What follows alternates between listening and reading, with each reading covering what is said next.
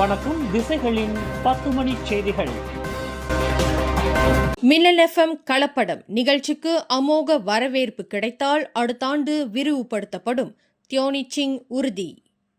மலேசிய வானொலியில் பல ஆண்டு காலமாக தமிழ் ரசிகர்களின் ஏகோபித்த ஆதரவை பெற்று வந்த கலப்பட நிகழ்ச்சிக்கு தொடர்ந்து ஆதரவு கிடைக்குமானால் அந்த நிகழ்ச்சி அடுத்த ஆண்டு விரிவுபடுத்தப்படும் என்று தொடர்புத்துறை அமைச்சர் தியோனி சிங் உறுதியளித்தார். இன்று ஜோஹர் கூலாய் த கொம்யூன் லைஃப் ஸ்டைல் மால் மண்டபத்தில் நடைபெற்ற மின்னல் எஃப்எம்மின் பிரம்மாண்ட கலப்படம் நேரடி இசை மற்றும் கலாச்சார நிகழ்வான ரோட் ஷோ நிகழ்விற்கு தலைமையேற்ற பின்னர் செய்தியாளர்களிடம் பேசுகையில் கூலாய் நாடாளுமன்ற உறுப்பினரான தியோ தெரிவித்தார். 70ஆம் ஆண்டுகளில் இந்திய சமூகத்தினரிடையே மிகவும் புகழ்பெற்ற இந்த தமிழ் வானொலியின் கலப்படம் நிகழ்ச்சியை மீண்டும் கொண்டு வர வேண்டும் என்ற உள்ளூர் கலைஞர்களின் கோரிக்கைக்கு இணங்க இவ்வாண்டு 3 முன்னோடி திட்டங்களாக இது மீண்டும் தொடங்கப்பட்டுள்ளது என்றார். அதன் முதல் அங்கமாக கூலாய் தேர்ந்தெடுக்கப்பட்டதில் தமக்கு மட்டற்ற மகிழ்ச்சி என குறிப்பிட்ட அமைச்சர், இன்றைய மேடையில் அரங்கேறிய கலை நிகழ்ச்சிகளில் 90 விழுக்காட்டிற்கும் அதிகமானோர் ஜோஹரைச் சேர்ந்த உள்ளூர் கலைஞர்கள் என்பது பெருமிதத்திற்குரியது என்றார். கூலாயை தொடர்ந்து மேலும் 2 இடங்களில் இந்த ரோட் ஷோ நடத்தப்பட்டு மக்களின் ஆதரவு சோதிக்கப்படும் என்றும் அவர் கூறினார். Adalah sangat-sangat bermakna kerana program Kalapadam sebenarnya merupakan program radio yang sangat-sangat popular pada gabungan seni sepertilah nyanyian dan juga persembahan pentas dalam kalangan masyarakat India pada tahun 1970-an. Jadi apabila saya bertemu dengan artis-artis, bersatuan artis-artis sama ada kaum India atau berbahasa Tamil, mereka sebenarnya memang harap bahawa program ini boleh dikembalikan. Kerana di Malaysia, mereka rasa program seperti ini boleh wujudlah banyak peluang untuk mereka perform kat pentas. Oleh sebab itu, saya telah bawa hasrat mereka duduk dan bincang denganlah KP penyiaran dan juga bersama denganlah RTM. Dan akhirnya denganlah persetujuan YBM, kami telah kembalikan program ini bermula tahun ini. Kita akan buat 3 pilot project. hari ini adalah project. அரங்கம் நிரம்பி காணப்பட்ட ரசிகர்கள் கூட்டத்தின் மத்தியில் பிரமுகர்களாக தொடர்புத்துறை அமைச்சின் உள்கட்டமைப்பு மற்றும் டிஜிட்டல் பொருளாதாரம் பிரிவின் துணை தலைமை செயலாளர் மனோ வீரபுத்திரன், மின்னல் எஃப்எம்மின் தலைவர் குமரன் ஆகியோர் கலந்து சிறப்பித்தனர். ஜோஹர் அரண்மனைக்கு மதிப்பளிக்கும் வகையில் இம்முறை மாநில தேர்தலில் பக்காத்தான் ஹரப்பான் கூட்டணி யாரையும் போஸ்டர் பாய் அல்லது மந்திரி பசார் வேட்பாளராக முன்னிறுத்தவில்லை என்று மஸ்லி மாலிக் தெரிவித்துள்ளார். தேர்தல் முடிவுகள் வெளியாவதற்கு முன்பே மந்திரி பசார் வேட்பாளரை அறிவிப்பது தேவையற்றது என்று குறிப்பிட்ட புத்ரிவங்சா தொகுதி வேட்பாளரான அவர், இறுதி முடிவு ஜோஹர் சுல்தானின் அதிகாரத்திற்கு உட்பட்டது என்றார். கடந்த 2022 ஜோஹர் தேர்தலின் போது பாரிசான் நேஷனல் அஸ்னி முகமட்டை வேட்பாளராக அறிவித்திருந்தாலும் இறுதியில் ஆன் ஆபீஸ் காசியே மந்திரி பசாராக நியமிக்கப்பட்டதை அவர் சுட்டிக்காட்டினார். தங்களுக்கு பதவி முக்கியமல்ல, தகுதியான வேட்பாளர்கள் மூலம் மக்களுக்கு சேவை செய்வதே முதன்மை நோக்கம் என்றும் முன்னாள் கல்வி அமைச்சருமான மஸ்லி மாலிக் வலியுறுத்தினார்.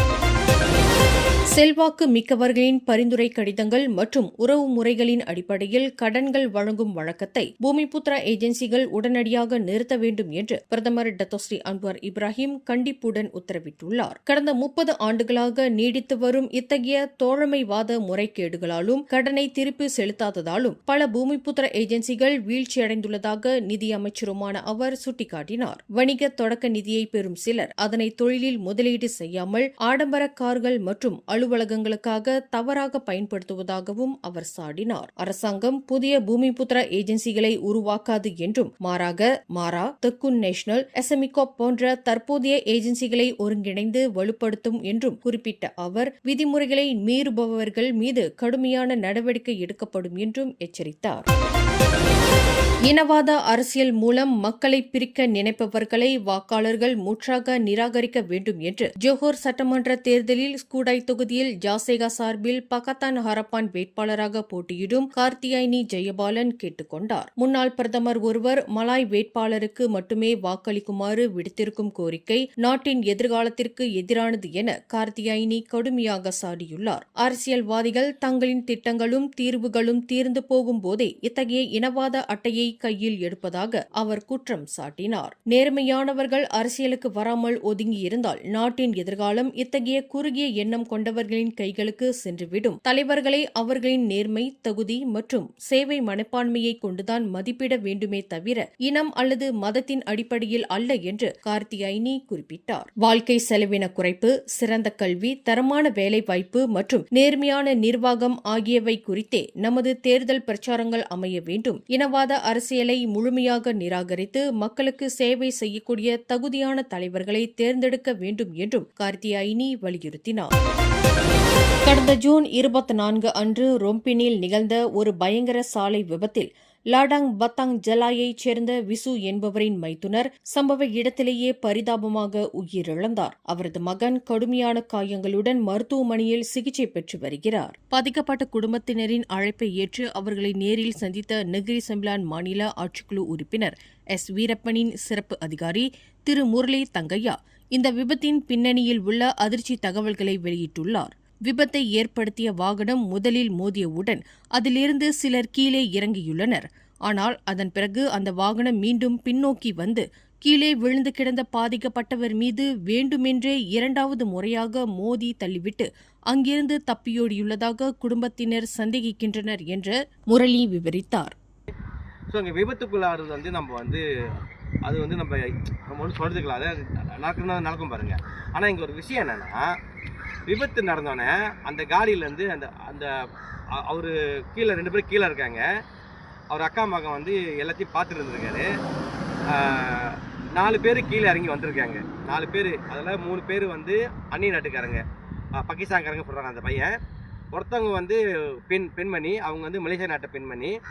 4 பேர் இறங்கி பார்த்துட்டு அவங்க அவரை காப்பாற்றணும்னு நினச்சிருந்தா காப்பாற்றிருக்கலாம். ஆனால் அவங்க அந்த பயத்தில் இல்லை என்ன ஊச்சாங்கன்னு தெரியல. அவங்க அந்த காடி அடித்த வேகத்தில் காடி அவங்க போகிற திசையிலேருந்து எதிர் திசைக்கு வந்துருச்சு. எதிர் திசைக்கு வந்தோடனே அவங்க திருப்பி அந்த காடியை கொஸ்தான் பண்ணுறதுக்காக அவங்க அந்த காடி திருப்பியும் அவங்க திசைக்கே திருப்புறதுக்காக கொஸ்தான் பண்ணதுனால அவர் மேலே திருப்பி ஏற்றிருக்காங்க. அவர் மேலே ஏற்றி அவர் அங்கேயே மரணம் அடைஞ்சிட்டாரு. இந்த விபத்தில் காயமுற்ற விசுவின் மைத்துனரின் மகன் அளித்த தகவலின்படி இந்த சம்பவத்தில் கடுமையான குற்றவியல் அம்சங்கள் இருப்பதாக குடும்பத்தினர் சந்தேகிக்கப்பட்டு புகார் அளித்துள்ளனர். எனவே போலீஸ் துறையின் போக்குவரத்து பிரிவும் ஜம்புல் மாவட்ட போலீஸ் தலைமையகமும் இதுகுறித்து மிக தீவிரமான வெளிப்படையான விரிவான விசாரணையை நடத்த வேண்டும் என முரளி தங்கையா கேட்டுக் கொண்டுள்ளார். சாதாரண விபத்தாக கடந்து போகாமல் இதில் குற்றவியல் சதி இருந்தால் சம்பந்தப்பட்டவர்கள் மீது சட்டப்படி கடுமையான நடவடிக்கை எடுக்கப்பட வேண்டும். அதேவேளையில் பாதிக்கப்பட்ட குடும்பத்திற்கு நீதி கிடைக்க ஆவணம் செய்யப்பட வேண்டும் என்று அரச மலேசிய போலீஸ் படையினரை முரளி கேட்டுக் கொண்டுள்ளார். மலேசிய தேசிய பல்கலைக்கழகமான UKM-இல் உள்ளூர் மாணவர்களை விட அனைத்துலக மாணவர்களின் எண்ணிக்கை 5:1 என்ற விகிதத்தில் அதிகமாக இருப்பதாக சமூக ஊடகங்களில் பரவி வரும் தகவல் முற்றிலும் உண்மையல்ல என்று பல்கலைக்கழக நிர்வாகம் மறுத்துள்ளது. தற்போது பல்கலைக்கழகத்தில் மொத்தம் 46,151 மாணவர்கள் பயின்று வரும் வேளையில் அவர்களில் 3,917 பேர் மட்டுமே அனைத்துலக இளங்கலை மாணவர்கள் என்று UKM அதிகாரப்பூர்வமாக விளக்கம் அளித்துள்ளது. இது மொத்த மாணவர் எண்ணிக்கையில் வெறும் 8 விழுக்காடு மட்டுமேயாகும். இதன் மூலம் பரப்பப்படும் 5:1 என்ற விகிதம் தவறு என்றும் உண்மையான விகிதம் தோராயமாக 1:12 என்றும் தெளிவுபடுத்தப்பட்டுள்ளது. பல்கலைக்கழகத்தின் நற்பெயரை கெடுக்கும் வகையில் இதுபோன்ற பொய் தகவல்களை பரப்புவோர் மீது சட்டப்பூர்வ நடவடிக்கை எடுக்க தயங்கப் போவதில்லை என எச்சரித்துள்ள நிர்வாகம் அனைத்துலக மாணவர்களின் சேர்க்கை முறையாக கட்டுப்படுத்தப்பட்டு உள்ளூர் மாணவர்களுக்கான கல்வி வாய்ப்புகளுக்கே எப்போதும் முன்னுரிமை வழங்கப்படும் என்றும் உறுதியளித்துள்ளது.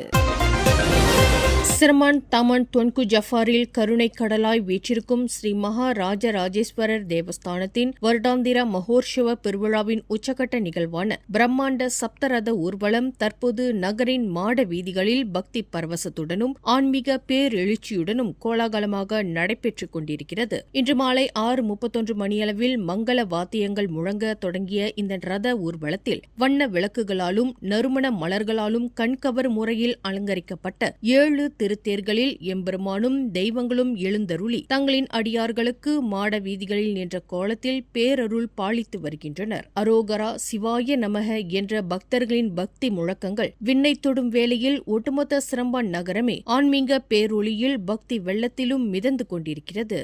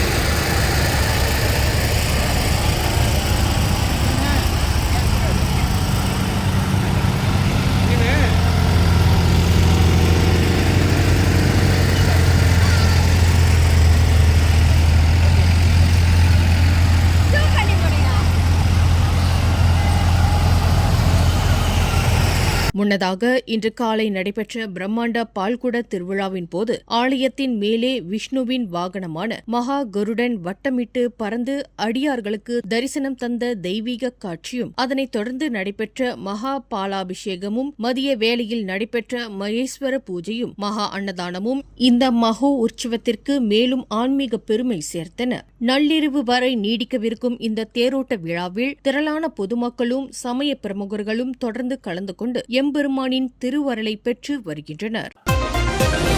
ஜோஹர் மாநில தேர்தல் முடிவுகளுடன் முன்னாள் பிரதமர் டத்தோஸ்ரீ நஜீப் ரசாக்கின் அரச மன்னிப்பு விவகாரத்தை இணைத்து பேசுவது முற்றிலும் அறிவீனமானது என்று டத்தோஸ்ரீ இஷாமுடின் உசேன் சாடியுள்ளார். தேர்தல் செயல்முறையும் அரச மன்னிப்பு நடைமுறையும் வெவ்வேறானவை என்று சிம்பரோங் நாடாளுமன்ற உறுப்பினருமான அவர் திட்டவட்டமாக விளக்கினார். ஜோஹர் தேர்தலில் பாரிசான் நேஷனல் பெரும் வெற்றி பெற்றால் அது நஜீப்பிற்கு அரச மன்னிப்பு வழங்குவதற்கான மக்கள் ஆதரவை காட்டும் என்று நஜீப்பின் மகன் முகமது நசிஃபுடின் கூறியிருந்த கருத்துக்கு பதிலளிக்கும் போதே இஷாமுடின் இதனை தெரிவித்தார். நசிஃபுடின் அனுபவமின்மை காரணமாக அவ்வாறு பேசியிருக்கலாம் என்று அவர் குறிப்பிட்டார். மேலும் தேர்தல் காலத்தில் சுயநலத்திற்காகவும் பதவிகளுக்காகவும் இனம் மற்றும் மதத்தை பயன்படுத்தி மக்களை பிரிக்கக்கூடாது என எச்சரித்த அவர் மிதவாதமும் ஒற்றுமையுமே ஜோஹர் மக்களின் அடையாளம் என்றும் வலியுறுத்தினார்.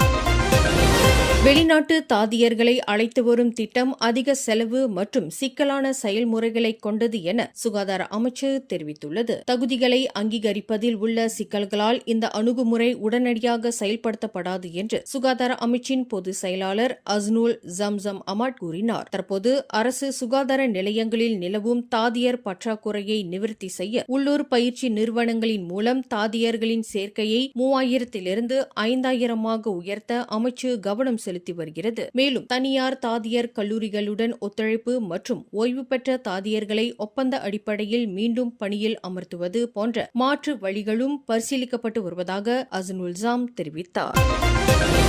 ஜோஹர் கூலாயில் the commune lifestyle mall மண்டபத்தில் இன்று பிற்பகலில் நடைபெற்ற மின்னல் எஃப்எம்மின் பிரம்மாண்ட கலப்படம், நேரடி இசை மற்றும் கலாச்சார நிகழ்வான ரோட் ஷோ 1000க்கும் மேற்பட்ட பார்வையாளர்களை ஈர்த்தது மிக விமர்சையாக நடந்து முடிந்தது. இவ்விழாவை தொடர்புத்துறை துணை அமைச்சர் தியோனி சிங் அதிகாரப்பூர்வமாக தொடக்கி வைத்தார். கலை மற்றும் கலாச்சாரத்தின் வழி சமூக உறவுகளை வலுப்படுத்தும் இத்தகைய ரோட் ஷோ நிகழ்ச்சிகளுக்கு தங்களின் ஆதரவை அவர் தெரிவித்தார். தகவல் தொடர்பு அமைச்சு ஆர்டிஎம் ஆகியவற்றுடன் இணைந்து மின்னல் எஃப்எம் ஏற்பாட்டில் நடைபெற்ற இந்த கலப்பட நிகழ்ச்சியில் அதன் அறிவிப்பாளர்கள் மற்றும் பிரபல கலைஞர்களுடன் கூலாயைச் சேர்ந்த உள்ளூர் கலைஞர்களின் கண்கவர் கலை நிகழ்ச்சிகளும் அரங்கேறின. மேடை நிகழ்ச்சிகள் மட்டுமின்றி பொதுமக்கள் பயன்பெறும் வகையில் இலவச மருத்துவ பரிசோதனை முகப்பிடம், மித்ரா விளக்கக்கூடம், புக்கு, எம்சிஎம்சி போன்ற அரசாங்க ஏஜென்சிகளும் தங்களின் முகாம்களை மையங்களை அமைத்து மக்களுக்கான தகவல் சேவையை வழங்கின. மின்னல் FM வானொலி இதுபோன்ற மக்கள் நலன் சார்ந்த நிகழ்ச்சிகளை தொடர்ந்து நடத்தி வருவதன் மூலம்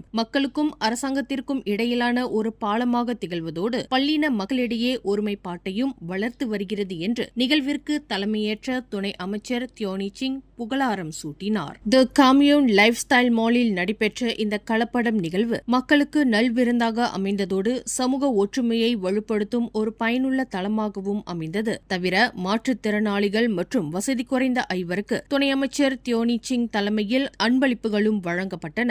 இந்நிகழ்வில் ஜோஹர் மாநில தேர்தலையொட்டி திசைகள் சஞ்சிகையின் சிறப்பு வெளியீட்டையும் துணை அமைச்சர் தியோனி சிங் ஆர்வத்துடன் புரட்டி பார்த்தார்.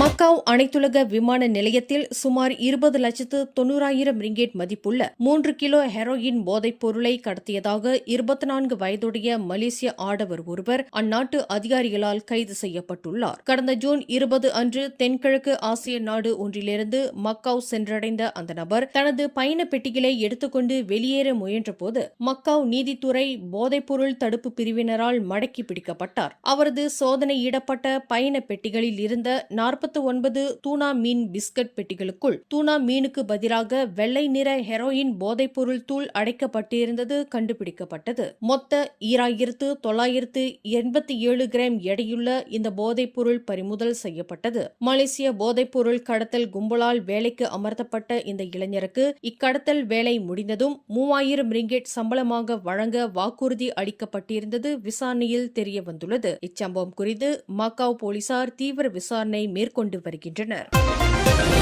போலீசாரின் சோதனையில் இருந்து தப்பிப்பதற்காக கார் ஓட்டுநர் ஒருவர் ஆபத்தான முறையில் எதிர் திசையில் காரை செலுத்தி 2 வாகனங்கள் மீது மோதிவிட்டு தப்பியோடியுள்ளார். இந்த சம்பவம் இன்று அதிகாலை வடக்கு தெற்கு நெடுஞ்சாலையில் நெகிரி செம்பிலான் ரிம்பாவ் அருகே நடந்துள்ளது. சாலை வரி மற்றும் காப்புறுதி முடிவடைந்த காரை நிறுத்துமாறு போலீசார் கூறியபோது 30 வயது ஓட்டுநர் காரை நிறுத்தாமல் அதிவேகமாக சென்று புரோத்தோன் சாகா மற்றும் டொயோட்டா யாரிஸ் ஆகிய 2 கார்கள் மீது மோதியுள்ளார். பின்னர் காரை நெடுஞ்சாலை ஓரமாக நிறுத்திவிட்டு அருகில் உள்ள செம்பனை தோட்டத்திற்குள் தப்பியோடியுள்ளார். காரில் இருந்த பணப்பை மூலம் அவர் ஸ்லாங்கூரைச் சேர்ந்தவர் என்பதும் ஓட்டுநர் உரிமம் இல்லாதவர் மற்றும் பல குற்ற பின்னணிகளை கொண்டவர் என்பதும் தெரியவந்துள்ளது. மேலும் போலீசார் அந்த நபரை தீவிரமாக தேடி வருகின்றனர்.